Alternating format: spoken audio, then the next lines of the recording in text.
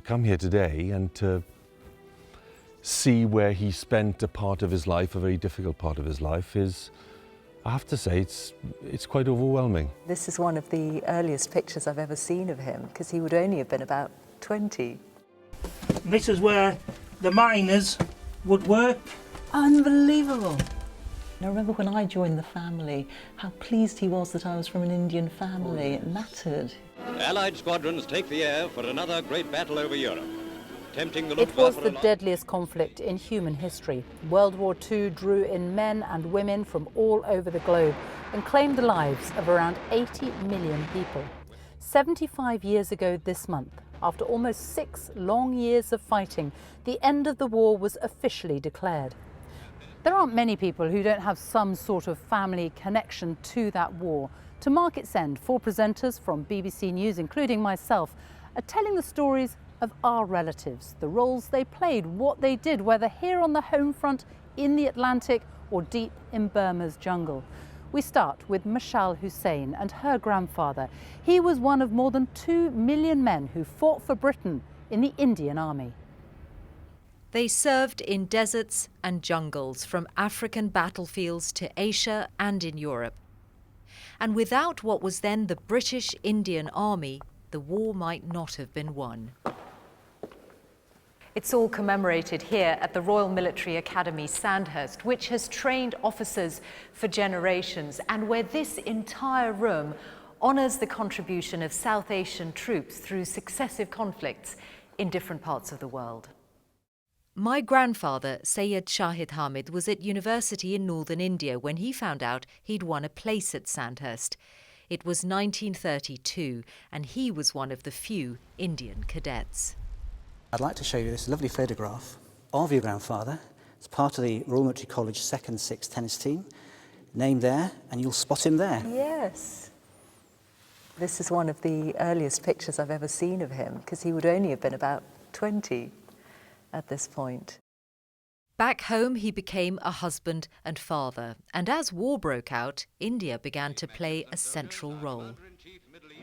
No praise is too high for these fine men who are doing so much for the empire. When Britain went into the war, it was an imperial endeavour, and the imagination was that everybody around the empire would come to help and to serve and save the motherland. So what was India's contribution within that? So India's contribution is mainly manpower. There are vast numbers of men recruited, but it also produces raw materials, uniforms, timber, goods, cotton. There's a lot of drive to build up factories, munitions factories in India itself. From December 1941, the conflict came closer to India as Japanese offensives threatened British strongholds in Asia. Shahid was ordered to Burma, his ship arriving in Rangoon as an airstrike was taking place. If you land up in a harbour and you find yourself in the middle of an enemy bombing raid, it couldn't be a pleasant experience. It was the first of many searing experiences which have been pieced together by my Uncle Ali. When the Japanese surrounded Rangoon, they blocked the road, and he writes that there was a column of over 40 miles long. Where's the water coming from? Where's the food coming from? What's happening to the injured? What did he see of the plight of the civilians, all of those who were trying to get away from the Japanese invasion? The plight of the civilians was terrible. He says that a stage came where they were offering a fistful of rupees for a fistful of rice. Burma would soon fall to the Japanese, and Shahid later reflected upon the perils of the time. It was terrible when the wooden houses caught fire and the ammunition dumps started exploding. I was blown into a trench and thought that I'd been hit and could not open my eyes.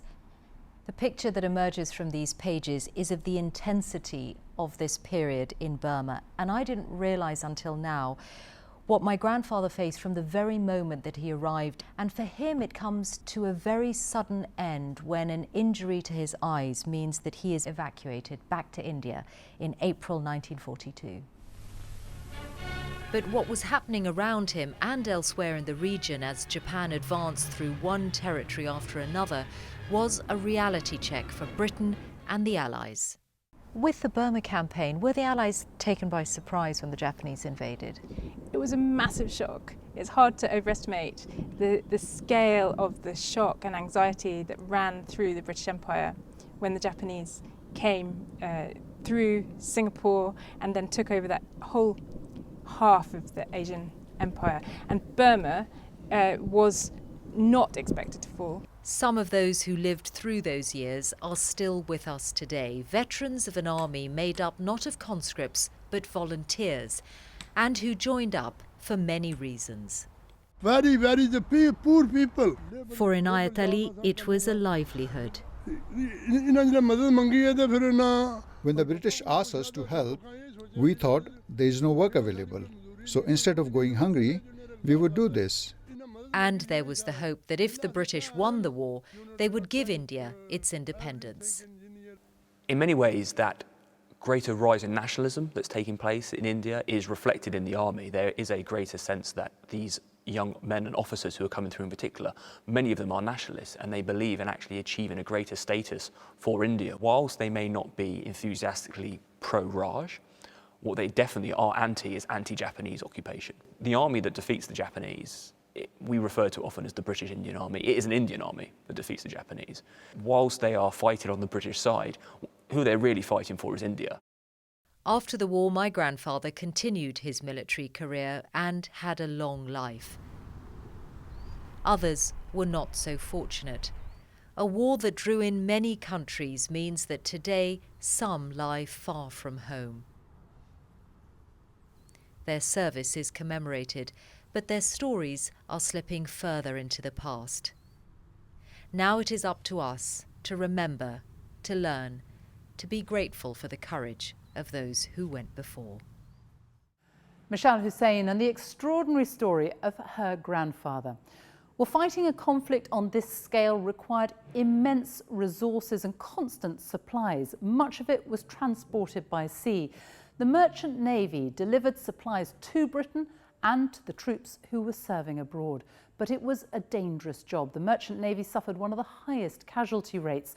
Hugh Edwards tells the story of his grandfather, who served with the Atlantic convoys. The story begins in the tiny seaside village of Llanddewi Aberarth on the coastline of Ceredigion. This is where I'd come to visit my grandparents, and this is the little house where they lived. Nothing much has changed in the main street.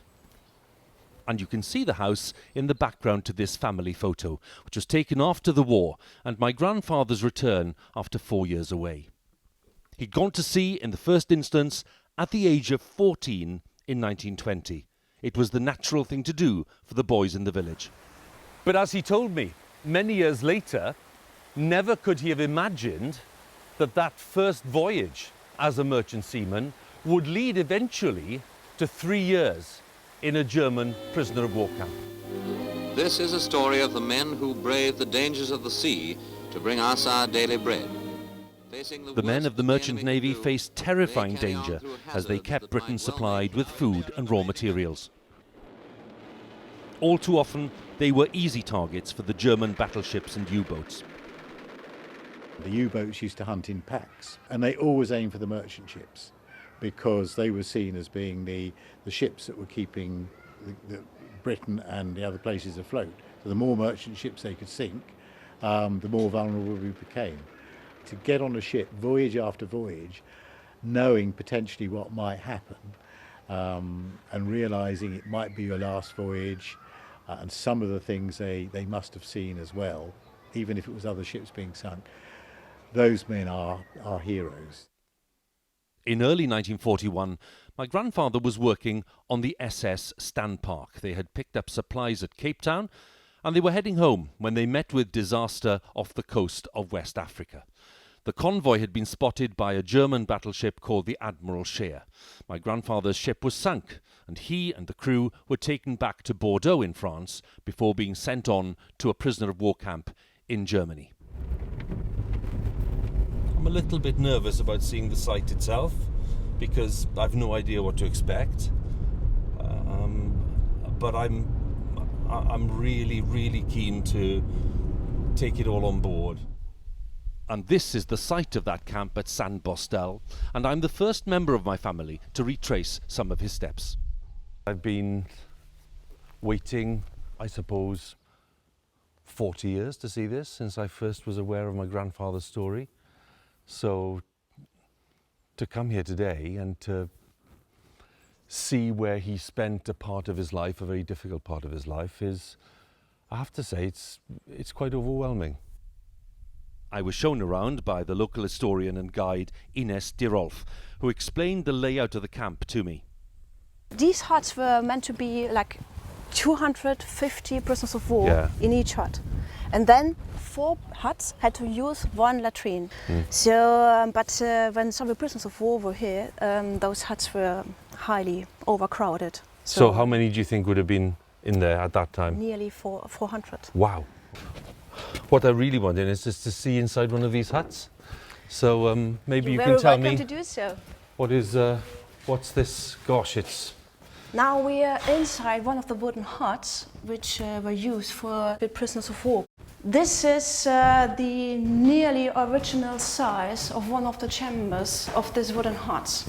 And just imagine, like about, let's say, 40 prisoners of war in just this little room. Gosh. We think prisoners of war slept on the very ground, without any beds and without any sort of blankets. Which explains the high death rate. So, and during the daytime, prisoners of war could leave those huts, but not so in the nighttime. In fact, more than 300,000 prisoners of 55 nationalities were held here during the war. This is an example for a hut from the first generation of huts here. So when my grandfather came here, it would have been in a very similar building to this, but just a few metres away. After a period at Sant Bostel, my grandfather and his fellow prisoners were marched some 15 miles away to a place called Vestertimke, where they built another camp called Milag Nord. The trouble here in Vestertimke is that there is no physical evidence of the camp that was here. The camp where my grandfather spent most of his time in captivity. It was beyond these trees somewhere. But all that remains of that camp today is this memorial to the 5,000 merchant seamen who were held here. How many of them would stop at this memorial, do you think? But that's not the only memorial to the Merchant Navy, of course, the most prominent of which is here in Greenwich, a reminder of the dangers the men faced. You've a 50% chance of not making it at these peak points in the conflict, and conditions would be poor, your pay was poor, and your recognition was also not up there with the armed forces. Without the Merchant Navy, we could not have won World War II. It's as simple as that. My grandfather did make it home to West Wales before the end of the war, and despite fragile health, he lived to the age of 85. Always modest, always hard-working, and always grateful. In a rare comment on his difficult wartime experience, he said simply this: "I was very lucky." And he always thought of the tens of thousands of merchant seamen who did not return, but who made such a vital contribution to Britain's survival in the Second World War. Hugh Edwards and the story of his grandfather and the Atlantic convoys. Well, thousands of miles away on the other side of the world, hundreds and thousands of Allied troops were engaged in one of the most defining and brutal campaigns of the war. They were fighting the Japanese in Burma, now known as Myanmar, for the 14th Army, led by General Slim. It was a truly multinational force. But as war in Europe came to an end, the war in the Far East raged on, and the soldiers became known as the Forgotten Army. Rita Chakrabarti tells the story of her father-in-law, who was one of them. The great news ran through the land. Jubilation across the UK. The war in Europe was finally over. But thousands of miles away in Burma, Allied troops were still fighting a formidable enemy, Japan. They became a forgotten army in a forgotten war, but one whose course shaped the future of many lives. It led to a parting gift from a former enemy becoming a symbol of love in my own family. My father-in-law, Patrick John Rogers Hamilton, was 23 when World War II started. Home for Patrick was Scotland, and after the war broke out, he joined the Gordon Highlanders Regiment in Aberdeen before being sent to India and then to Burma. That's him there, second row, a smiling face. At his home in Aberdeen, my brother-in-law Mark recalled his father's enthusiasm for India. He was thrilled to be there, in a way. Obviously the circumstances were unpleasant, and to be sucked away from your nearest and dearest was a difficult thing for so many. But he was delighted that he had the opportunity to go to India. He taught members of the Garwal Regiment how to play the pipes, so that's quite remarkable. Right, and I remember when I joined the family, how pleased he was that I was from an Indian family. Oh, yes. It mattered. Patrick's military career had started with the Gordon Highlanders Regiment. I wanted to trace his journey, so I went to the Regimental Museum to learn more. The regiment here is the story of Aberdeen and Aberdeenshire. It's just ordinary folk going to all these places and doing extraordinary things. Show us some yeah. more. Thank you. So this is the register of soldiers for the Gordon Highlanders, and you can see from this list his service number and the fact that he joined the Gordon Highlanders in August 1940. I've probably done his officer training in India and jungle warfare training in India before he joined the Indian Army. So he had to leave the Gordon Highlanders in order to be... Yeah, the Indian Army was really short of officers. But Patrick was not long in India. The Japanese had taken neighbouring Burma in 1942, and his regiment became part of the huge 14th Army, which fought to win it back. It was an immense force of around 1 million men, but it became the forgotten army as Europe's focus was on itself. The men fought in the towns and jungles of Burma in atrocious conditions. Those back home could only imagine the horrors. My mother-in-law, Jenny, still not married to Patrick, wrote to him, "My darling Patrick, I've been feeling for you tonight, and I'm full of sympathy for you. They're putting more and more in the papers about this 14th Army campaign, and I feel nothing can be too good to make up for such a hell." Well, we had a very bad war in the Far East. Veteran John Giddings was one of those men in Burma living that hell. We lost quite a number of lads through night attacks and bombing attacks, of course.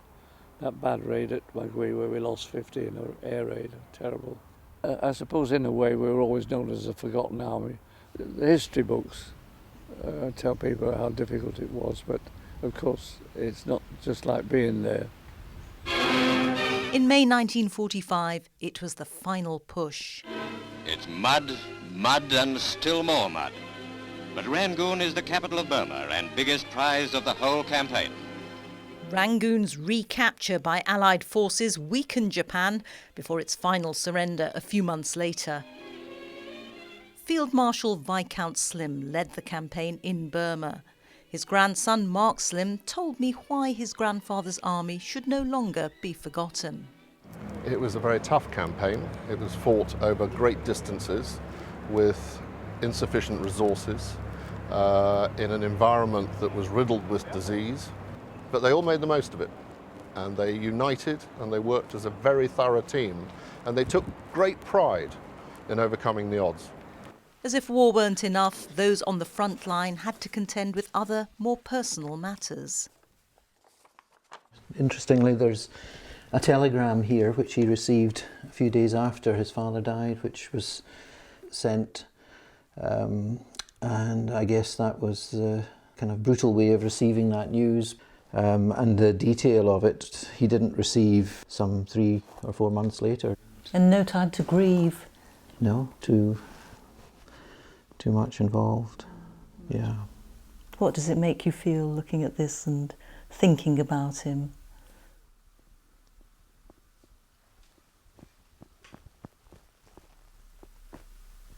Sort of proud. Definitely.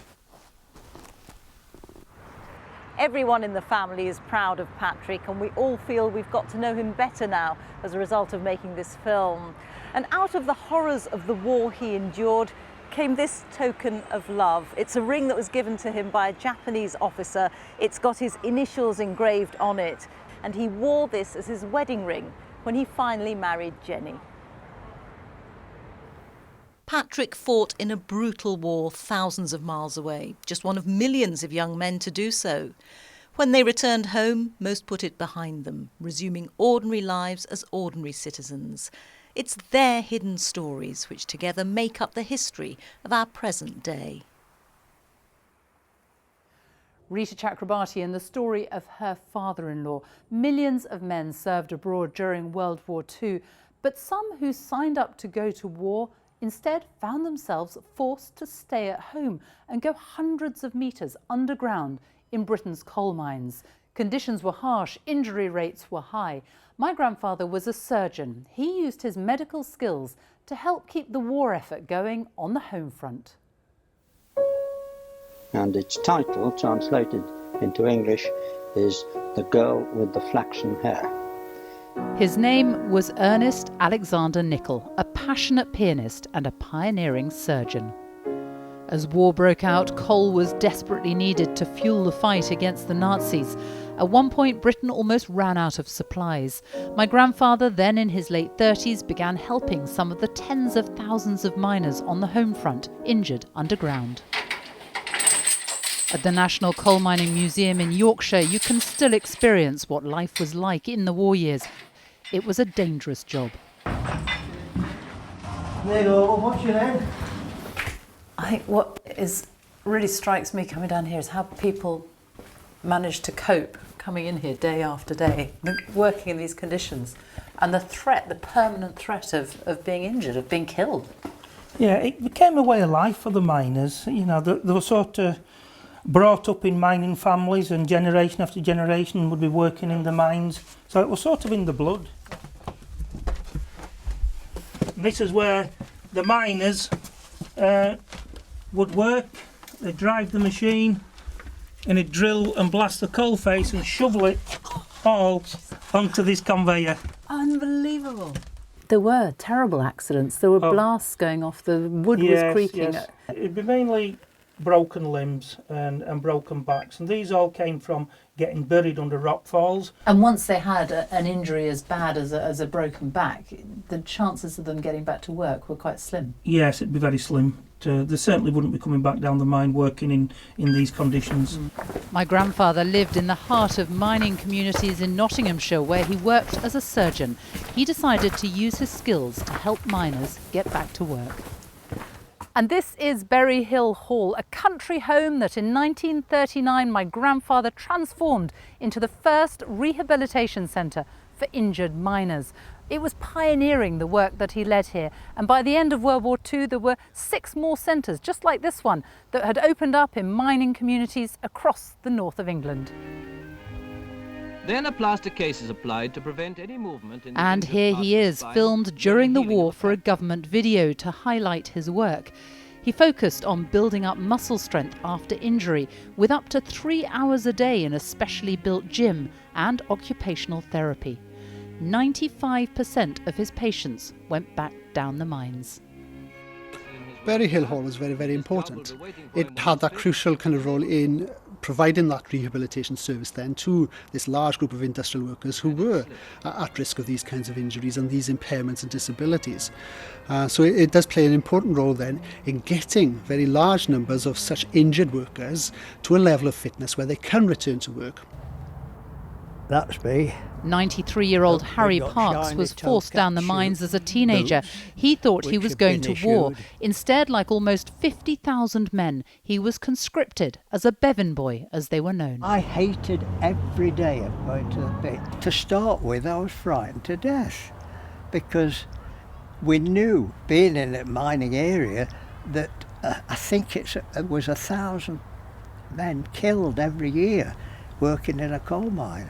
But if we didn't go, it was on pain of imprisonment.